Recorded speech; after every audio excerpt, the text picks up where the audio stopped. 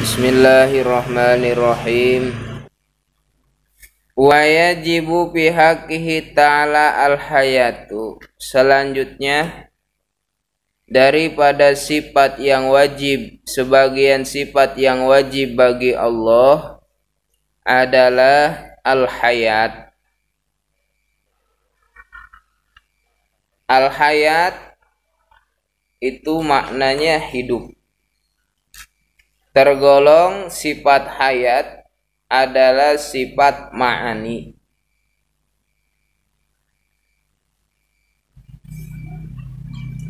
Wajib menurut akal dalam haknya Allah itu kesifatan sifat hayat. Mana hayat hidup, jadi wajib. Akal tidak mengerti kalau tidak adanya di zat Allah itu sifat hayat. Tidak mengerti kalau Allah itu tidak kesifatan hayat, hidup. Itu kan? Hayat. Yaitu wahia sifatun qadimatun qaimatun bidzatihi ta'ala. Sifat hayat itu adalah sifat yang ada, yang dulu, yang tetap di dzatnya Allah Ta'ala. Jadi hayatnya beda dengan hayat kita. Kita hidup itu bukan yang dulu. Artinya hidupnya hadis, ya dulunya mati. Kemudian hidup. Ketika manusia kan hidupnya itu ketika usia di kandungan 4 bulan. Ditiup ruh, hidup langsung. Makanya biasanya ada tasyakuran 4 bulanan. Karena di situ ruh ditiupkan oleh Allah melalui perintah Allah melalui malaikat hidup. Karena ya 4 bulan itu memang sudah membentuk dan memang dihidupkan. Nah, di situ catatan-catatan manusia, amal manusia, takdirnya, jodohnya, matinya, ajalnya, rizkinya sudah ditentukan pada 4 bulan di kandungan. Sudah ditentukan. Jadi sudah mulai fungsi rizki ke janin tersebut. Di mana rizkinya? Apakah di alam rahim ada Indomaret, Alfamart? Enggak. Ada misalkan pabrik susu, nggak ada. Di situ ada asbab Allah melalui pusat dari makanan yang dimakan oleh ibu, kelola melalui saripatinya disalurkan sababiah pusat. Itu sabab rizkinya di situ. Awal mula.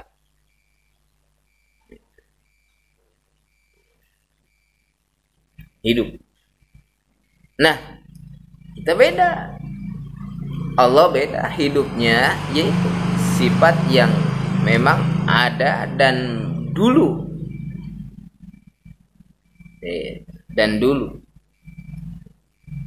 Dan hidupnya kita kan berarti melalui sabab juga. Melalui ibu bapak. Kalau Allah lam yalid walam yulad. Tidak ada perantara anak dan diperanakan tidak. Ini kan di surat Al-Ikhlas itu memang kenapa disebut surat Al-Ikhlas? Memurnikan keesaan Allah. Qul huwallahu ahad, Allahus samad, lam yalid, tidak beranak, walam yulad, dan tidak diperanak. Itu. Hayat, sifat hidup. Yang mana tusahihu lahu ayatasifa bil ilmi wa ghairihi minas sifati. Dengan sifat hayat itu, sifat-sifat yang lain,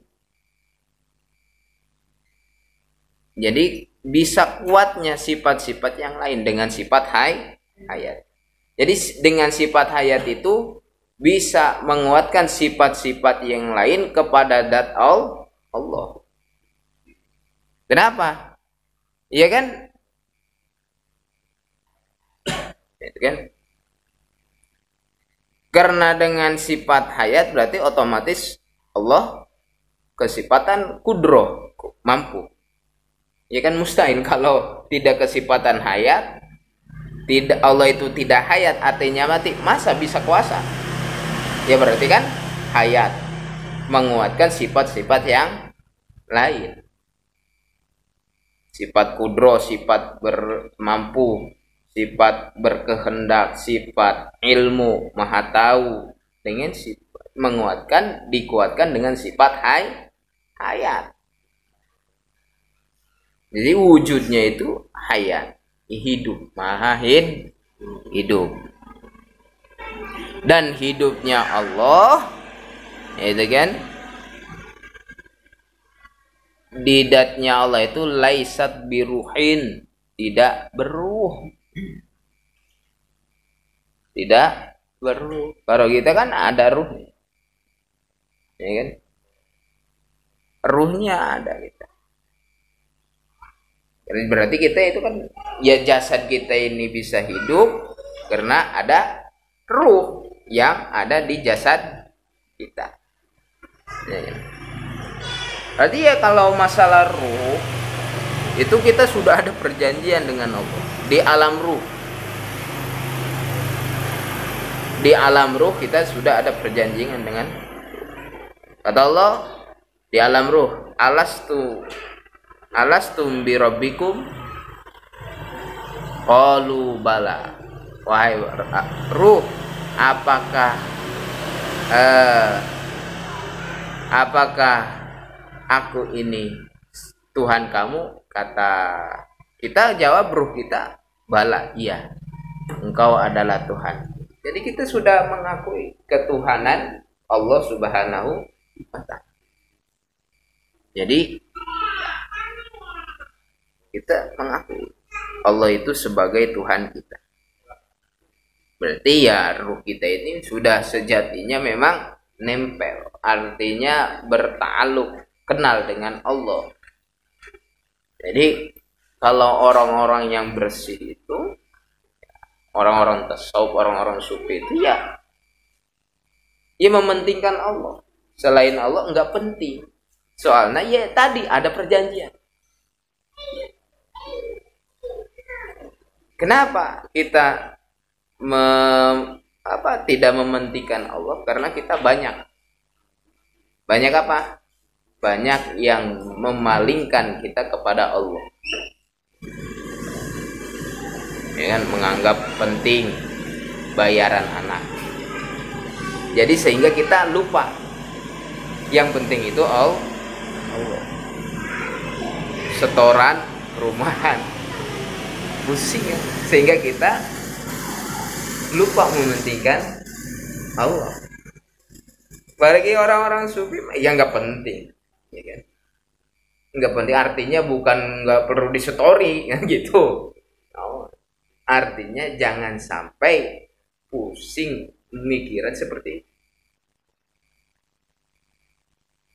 Ya kan kalau ada rezeki pasti dibayar kan. Tapi ya memang itu nggak penting. Ya bahkan orang-orang yang mulia itu, orang-orang yang sufi itu kenapa mementingkan Allah, maka Allah juga mementingkan dia. Kita berpaling dari Allah, jauh dari Allah, ya nggak penting buat Allah, ya silahkan. Kalau mau kabur ya kabur. Apa urusannya? Apakah kita nggak ibadah itu Allah, sifat Allah berkurang? Enggak. Tetap Allah mulia. Awas.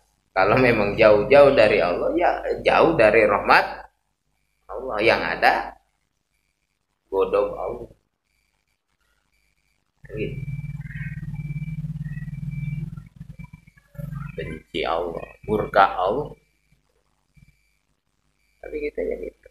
Ciri orang-orang yang dapat rahmat itu, ciri orang-orang yang disenangi Allah itu ya orang yang mau ibadah.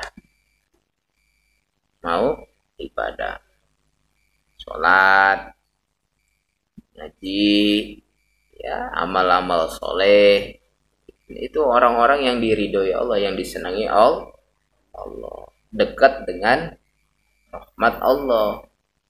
Karena memang Al-Qur'annya inna rahmatullah qaribum minal muhsinin.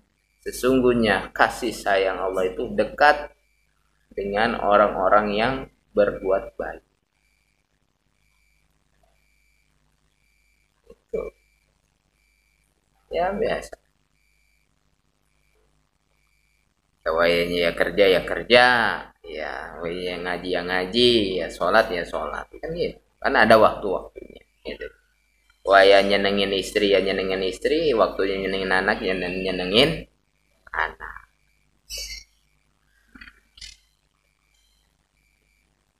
Ya, yang penting kan nyenengin itu maksimalnya di hal mubah. Ajak makan. Guru saya itu nyenengin istri itu ngajak senengnya sama anak istri cucu itu di hal sunnah. Apa? Ngegiring anak cucunya itu di alun-alun Kota Malang, bagi-bagi duit. Seneng, supaya seneng bagi-bagi duit.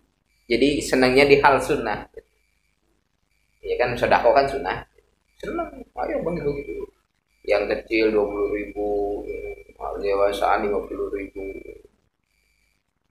Ya yang minimal itu bikin senang istri itu ya suami atau keluarga itu di hal yang mubah. Ya ngajak makan. Ya, supaya senang aja gitu kan. Pecah rame gimana? Yang bikin ya istri kita, anak kita senang. Itu Allah ya senang.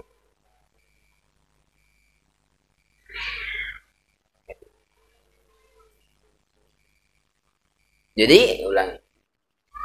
Allah, hidupnya Allah di zatnya itu laisat biruhin. Tidak ada ruh. Beda dengan kita.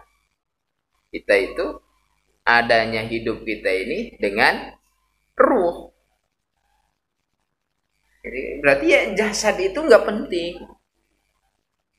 Ya kan kalau kita secara logisnya gitu kan, coba Mas Eno, hakikatnya mati itu apa? Masalah mati.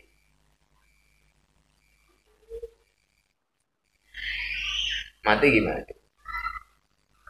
Mati itu hidup. Ngerti nggak? Hakikatnya mati itu, sejatinya mati itu hidup. Kenapa? Karena jasad kita aja yang mati. Ruh mati nggak? Enggak. Tetap ruh mah. Nanti juga dikembaliin ke jasad. Hidup lagi. Ya kan? Ya jasad doangan. Berarti kan nggak penting. Karena ruh dasar. Nah, yang nanti dipandang itu ya ruh, bersih, tidak bersihnya itu. Kenapa? Dengan cerminan ibadah kita, amal soleh kita itu bisa mencerminkan ruh.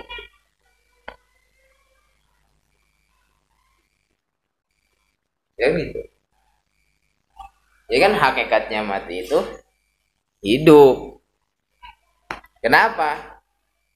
Karena dengan hidup itu ya kan kita tahu Allah itu yang lebih penting. Kalau mati ya nggak penting, kayak kita kan mati kebanyakannya lupa itu ibarat mati. Karena kata ahli-ahli sufi itu kayak gitu. Annas kuluhaniyamun. Manusia itu seluruhnya mati. Kecuali orang yang mementingkan Allah baru hidup. Itu. Jadi ya itu orang yang ahli dzikir itu hidup di atas hidup. Lostamasta kan gitu. hidup bikin hidup. Nah itu. Jadi kan tidak berruh. Kalau kita ruh ada. Allah ya hidupnya itu ya enggak ada ruh.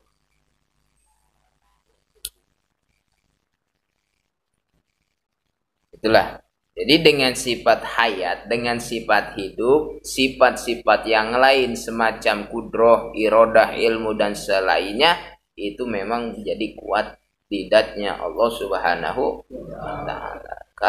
Ya kan enggak logis kan, gimana kalau enggak hidup tapi kudroh tapi mampu? Gimana sih orang enggak hidup tapi mampu?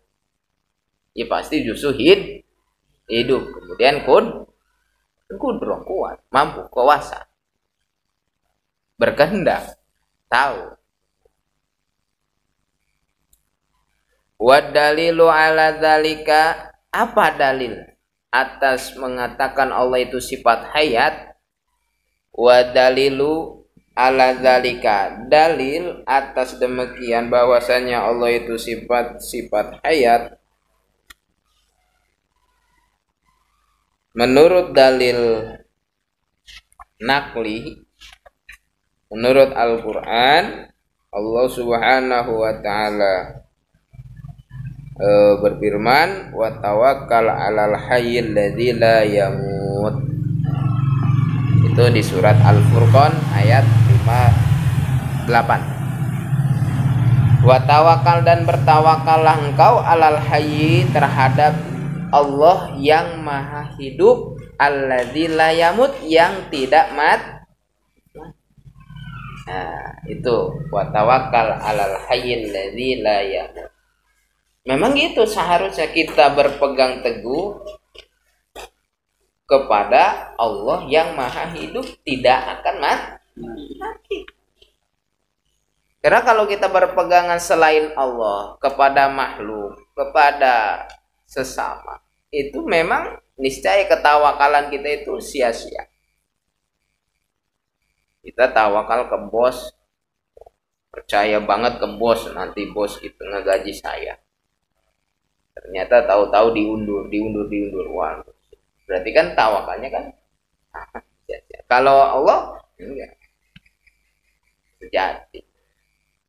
Jadi ya memang kita berpegangan teguh itu yang memang sejatinya hidup, yaitu Allah. Wa may yatawakkal 'ala Allah fa huwa hasbuh. Barang siapa orang yang bertawakal kepada Allah, maka dicukupi. Rizkinya dicukupi, permasalahannya diberi solusi. Itu kan? Segala urusannya diurus, dikasih solusi oleh Allah. Kafihi, dicukupi oleh Allah. Nah itu tawakal.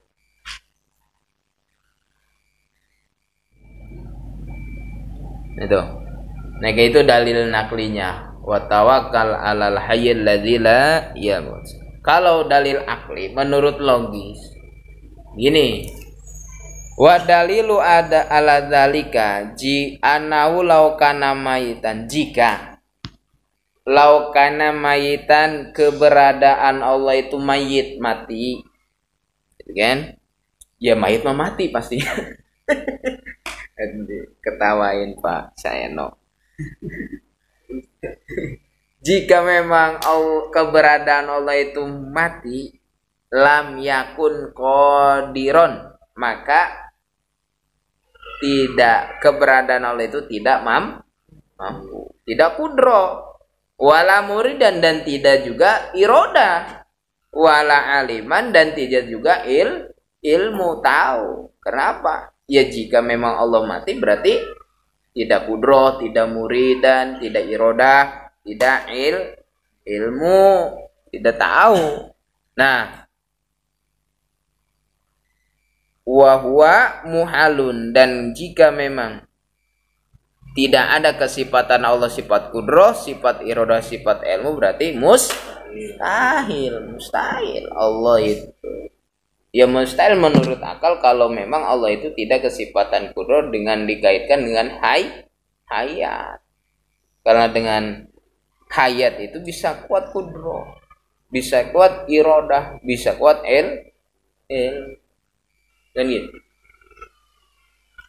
Allah itu dan hidupnya itu tidak berruh. Kalau hidup berruh itu sama dengan makhluk.